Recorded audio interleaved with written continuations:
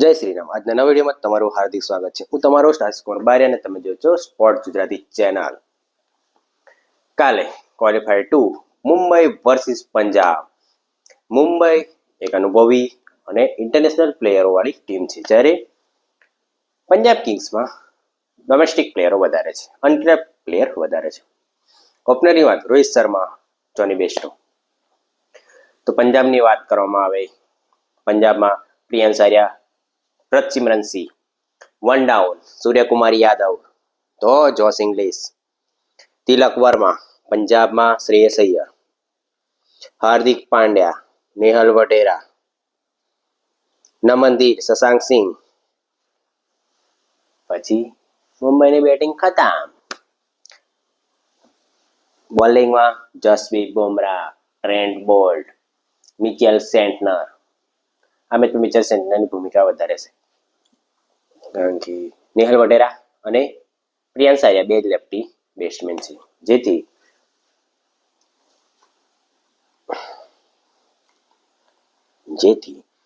Mitchell સેન્ટનર બહુ મજબૂત છે. અને અમદાવાદમાં 200 રન થઈ શકે છે.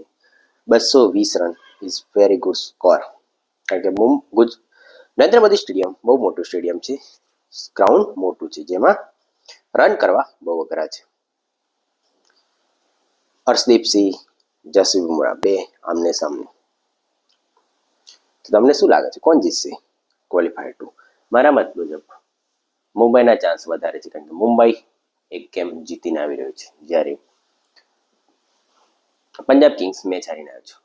પંજાબ કિંગ્સમાં 2020ની વાત કરીએ, મુંબઈ વર્સિસ દિલ્હી કેપિટલ્સ, એમાં captain Shreyas Iyer, coach Ricky pounding. આ જ રીતે નો ગેમ બી, જો ગેમ પ્લાન બી નહીં હોય તો પંજાબ માટે મેચ જીતવી બહુ મુશ્કેલ થઈ જશે. રોહિત શર્મા બડે મેચ કા બડા ખિલાડી, સૂર્યકુમાર યાદવ 360 પ્લેયર, તિલક વર્મા. મુંબઈની ટીમમાં ક્યારે પણ મુંબઈ ચેમ્પિયન બન્યું તો 70 રન હાઈએસ્ટ સ્કોર છે પ્લેઓફમાં.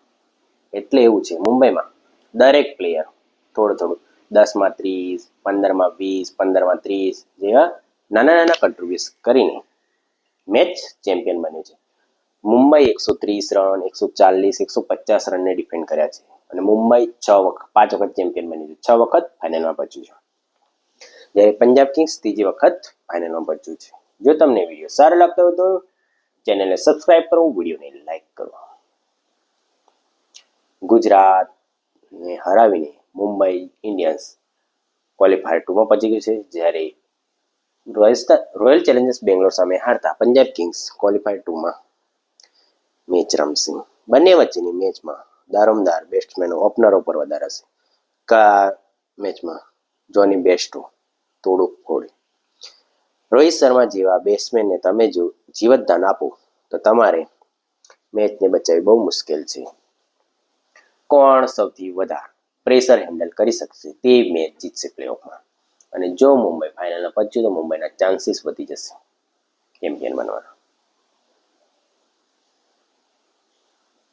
મુંબઈ અને પંજાબ વચ્ચેની મેચમાં કોણ જીતશે તેનો જવાબ તમે કોમેન્ટ કરો.